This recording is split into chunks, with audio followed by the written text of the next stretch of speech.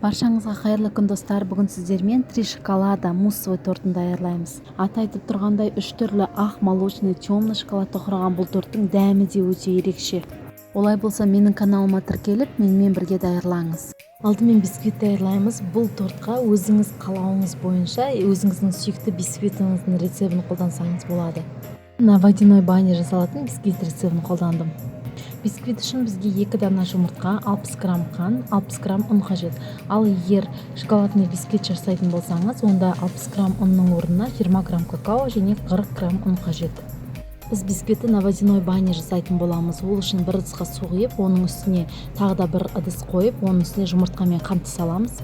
Осылайша газға қойып, үздіксіз венчикпен араластырып отырамыз. Астындағы ыдыстағы су үстіндегі ыдысқа тиіп тұрмауы тиіс.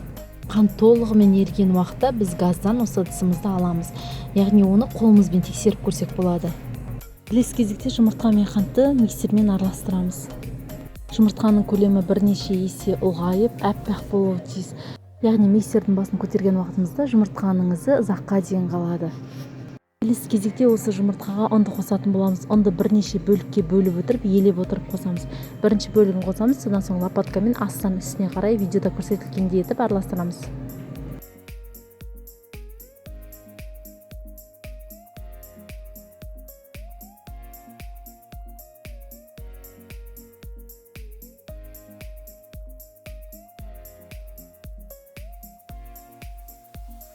Қалған ұнның барлығын елеп отырып қосып, лопаткамен біркелкі массаға айналғанға дейін араластырамыз.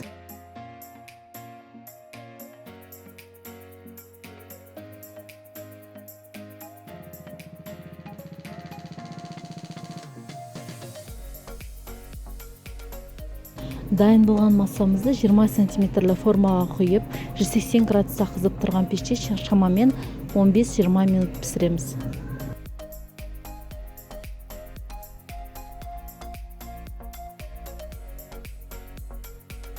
Піскенін міндетті түрде ағаш палочкамен тексереміз, ол құрғақ болып шығуы тиіс. Аздап суыған соң бисквитті формадан шешіп, оны сеткада толығымен суытамыз. Бисквиттің диаметрін 18 сантиметр етіп кесіп аламыз.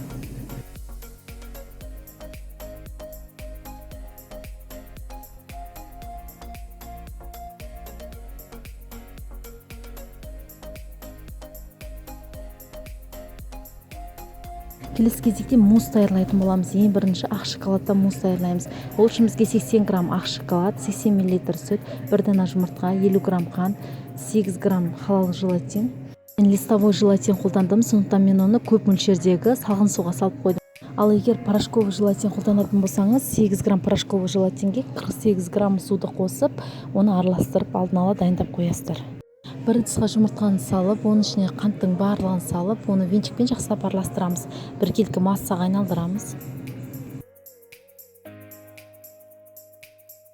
Содан соң ковшқа сүттің барлығын құйып, оны газға қойып ысытамыз, бірақ қайнатпаймыз. Жұмыртқаға сүтті аз-аздан құйып отырып, венчикпен үздіксіз араластырамыз. Осылайша ыстық сүт пен жұмыртқаның барлығын араластырып аламыз. Осы массамызды қайтадан газға қоямыз, оны үздіксіз араластырып отырып, қоюландырамыз.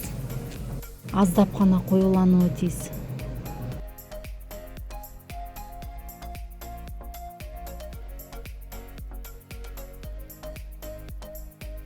Осы массамыз біркелкі болу үшін біз оны ситадан өткізіп аламыз.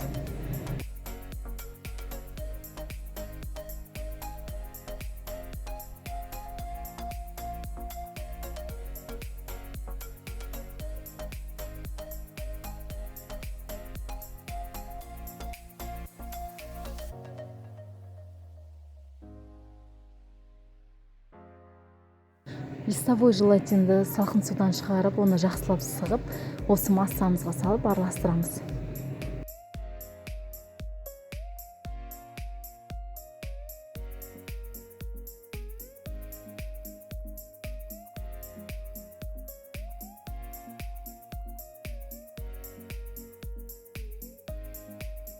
Осы массамызға ақ шоколадты на водяной бане ертіп алып, қосып, оны погружной блендермен біркелкі массаға айналғанға дейін жақсылап араластырамыз.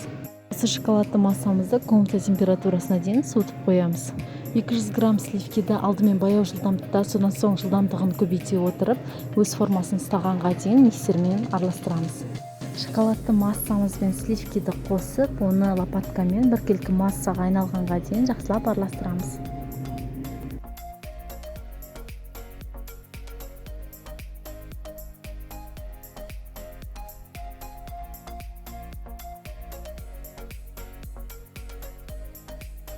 Жиырма сантиметрлі форманың астына пищевая пленканы тартып отырып ораймыз. Одан соң оны тегіс тақтайдың үстіне қоямыз. Тортымыздың айналасы біркелкі тегіс шығу үшін жан-жағына ацетатная пленка кигіземіз. Дайын болған осы ақ шоколадты муссымыздың барлығын осы формамызға құямыз. Мусстың беті тегіс шығу үшін тақтайдан ұстап, аздап сілкейміз. Келесі мусс дайын болғанға дейін осы ақ мусты морозилькеге салып қоямыз. Молочный шоколадтан мусс даярлау үшін бізге осы ақ шоколадтан мусс даярланған ингредиенттердің барлығы қажет. Тек қана біз ақ шоколадтың орнына молочный шоколадты қолданамыз. Молочный шоколадтан жасалған массамызды дәл осылай сливкимен араластырып, оны біркелкі массаға айналдырамыз да, содан соң осы ақ шоколадтың бетіне құятын боламыз.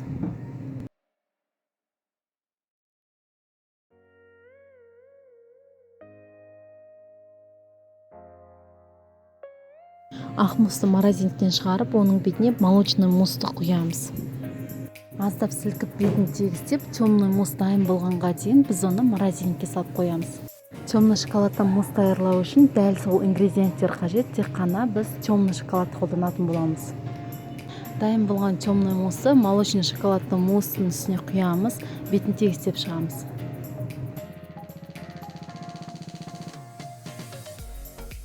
Бисквитті осы темный мусстың ортасына орналастырамыз, аздап басып, ортасына кіргіземіз.